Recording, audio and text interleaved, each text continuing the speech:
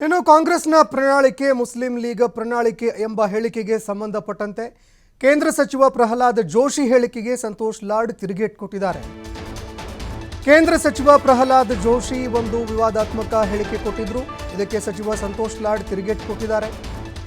ಪ್ರಧಾನಿ ಮೋದಿ ಮತ್ತು ಪ್ರಹ್ಲಾದ್ ಜೋಶಿಗೆ ದುರ್ಬೇನು ಕೊಡಬೇಕು.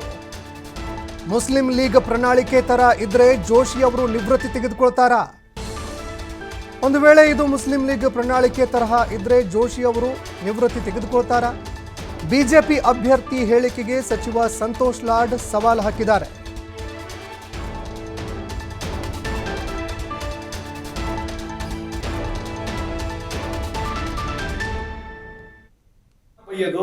ಅದೇ ಮುಸ್ಲಿಂ ಮ್ಯಾನಿಫೆಸ್ಟೋ ಅನ್ನೋದು, ಮೊಘಲ್ ಮ್ಯಾನಿಫೆಸ್ಟೋ ಅನ್ನೋದು, ಮತ್ತೆ ಪ್ರಹ್ಲಾದ್ ಜೋಶಿ ಸಾಹೇಬರು ಬೇರೇನು ಮಾಡಿದ್ದಾರೆ ಅಂತ, what is is other contribution apart from talking this? ಬೇರೇನು ಕಾಂಟ್ರಿಬ್ಯೂಷನ್ ಇದೆ? ಪ್ರಹ್ಲಾದ್ ಜೋಶಿ ಸಾಹೇಬರಿಗೆ ದುರ್ಬಿನಿ ಕೊಡಬೇಕು, ಚಶ್ಮಾ ಬೇಡ. ಪ್ರಹ್ಲಾದ್ ಜೋಶಿ ಸಾಹೇಬರಿಗೆ ಮೋದಿ ಸಾಹೇಬರಿಗೆ ಇಬ್ಬರಿಗೂ ದುರ್ಬಿನಿ ಕೊಡಬೇಕು. ಸುಳ್ಳು ಹೇಳಕ್ ಯಾರು ಪ್ರಧಾನಮಂತ್ರಿ ಸ್ಟಾರ್ಟ್ ಮಾಡ್ತಾರಲ್ಲ, ಅದೇ ರೀತಿಯಾಗಿ ಸುಳ್ಳು ಹೇಳಕ್ ರೆಡಿ ಆಗ್ಬಿಡ್ತಾರೆ. ಪ್ರಧಾನಮಂತ್ರಿ ಮೊದಲು ಸುಳ್ಳು ಸ್ಟಾರ್ಟ್ ಮಾಡ್ತಾರೆ. ಇಡೀ ಪ್ರಪಂಚದಲ್ಲಿ ಇಂಥ ದೊಡ್ಡ ಪ್ರಮಾಣದ ಸುಳ್ಳು ಹೇಳ್ತಕ್ಕಂಥ ಪ್ರಧಾನಮಂತ್ರಿ ನಮ್ಮ ದೇಶಕ್ಕೆ ಸಿಕ್ಕಾರೆ. ಇವ್ರಿಗೆ ಮೊದಲು ಒಂದು ದುರ್ಬಿನ್ ಕೊಡ್ಬೇಕು.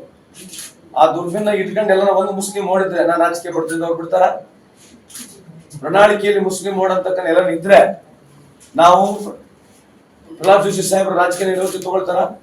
ಕೇಳಿ ಮುಸ್ಲಿಂ